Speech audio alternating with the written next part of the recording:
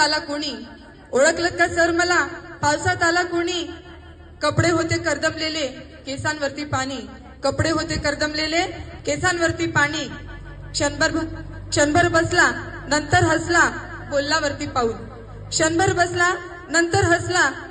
बोलला वरती पाऊल, गंगामाई पाहुणी आली गेली घरट्यात राहून, गंगामाई पाहुणी आली गेली घरट्यात राहून, माहेरवाशीन पोरीसारखी चार भिंतीत नाचली,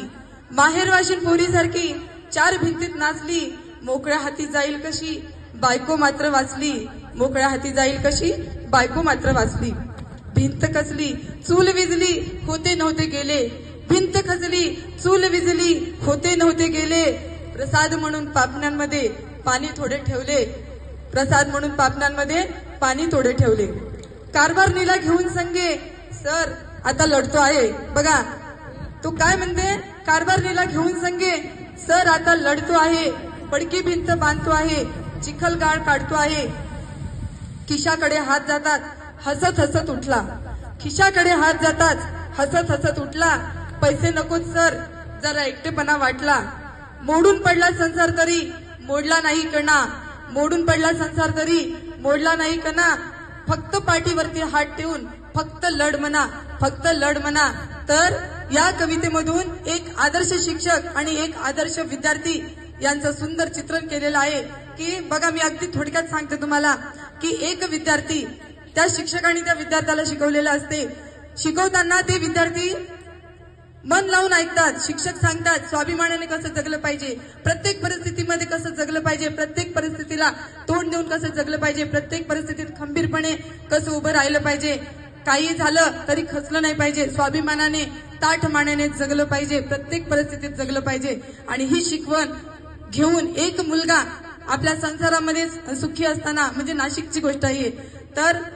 त्या मुलाच्या घरामध्ये अचानक गोदावरी नदीचं पाणी, त्या गोदावरीला गंगामाई असे म्हटलेले आहे, गोदावरीचं पाणी घुसतं आणि सगळं घर त्याचं पडतं, घरातलं सगळं सामान वाहून जातं, मात्र त्याची बायको आणि ते दोघच जण वाचतात. आणि म्हणून तो आपल्या सरांकडे येतो, सरांकडे आल्यावर थोडा वेळ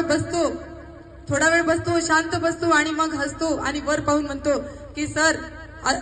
अशी गोष्ट झालेली आहे. आणि असं सांगितल्यानंतर आपोआपच कुठल्याही एखाद्या शिक्षकाचे हात खिशाकडे जाणार आपल्या विद्यार्थ्याला मदत करण्यासाठी, पण ते हात खिशाकडे जाताच तो विद्यार्थी लगेच उठला आणि आपल्या शिक्षकांना म्हणाला सर पैसे नकोत, बघा किती स्वाभिमानी मुलगा आहे, सर पैसे नकोत जरा एकटेपणा वाटला आणि म्हणूनच मी तुमच्याकडे माझं मन मोकळं करायला आलो. शिक्षक हे फक्त विद्यार्थी घडवतच नाही तर त्यांच्या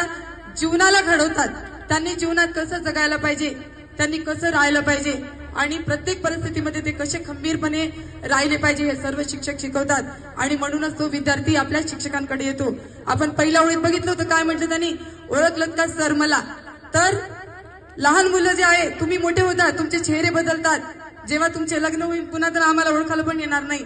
पण ते विद्यार्थी मात्र शिक्षकांना ओळखतात कारण शिक्षकांचे चेहरे तसेच राहतात. तुम्ही किती वर्षानंतर आलेत, श्याम सर, बागल मॅडम, मी इथे उपस्थित सर्व शिक्षक, आमच्या सगळ्यांचे चेहरे तुम्हाला जसेच्या तसे दिसणार, आम्ही ओळखणार नाही पण तुम्ही ओळखता. आणि म्हणूनच तो विद्यार्थी त्या शिक्षकांकडे येतो, कशासाठी तर दोन मार्गदर्शनाचे शब्द घ्यायला, दोन प्रेरणेचे शब्द घ्यायला, तो मदत घ्यायला येत नाही. तर अशी हे सुंदर कविता, कणा ही कविता आहे, म्हणजे मोडून पडला संसार तरी मोडणार नाही कणा, ही कविता तुम्हाला सांगण्यामागचा उद्देश तोच होता की माझ्या शिक्षकांनी मला ही कविता 8वीत असताना सांगितली आणि आज मी तुम्हाला इथे असताना मी सुद्धा तुम्हाला हीच कविता सांगत आहे. कविता मी पण भरपूर लिहिते, माझ्या पण 40-50 कविता आहेत लिहिलेल्या, पण मला असं वाटलं की विष्णू वामन शिरवाडकर उर्फ कुसुमाग्रज यांनीच लिहिलेली हे शिक्षक आणि विद्यार्थ्यांवरची कविता आज तुमच्यासाठी प्रेरणादायी ठरेल. तर अशा प्रकारे विद्यार्थी आणि शिक्षकाचं नातं या कवितेमधून कवी कुसुमाग्रज यांनी आपल्या पुढे मांडलेलं आहे, तेच मी तुमच्या पुढे इथे सादर केलेलं आहे. पुन्हा एकदा मराठी भाषेच्या तुम्हाला सर्वांना खूप खूप हार्दिक शुभेच्छा. सरांनी मला इथे संधी दिली, मराठी भाषा दिली, ते खूप चांगल्या प्रमाणात आपण साजरा केला आणि तुम्ही सर्वांनी मला ऐकून घेतलं, त्याबद्दल मी तुमचे खूप खूप धन्यवाद मानते. आणि पुन्हा एकदा तुम्हाला मराठी भाषा गौरव दिनाच्या खूप खूप शुभेच्छा देते. धन्यवाद.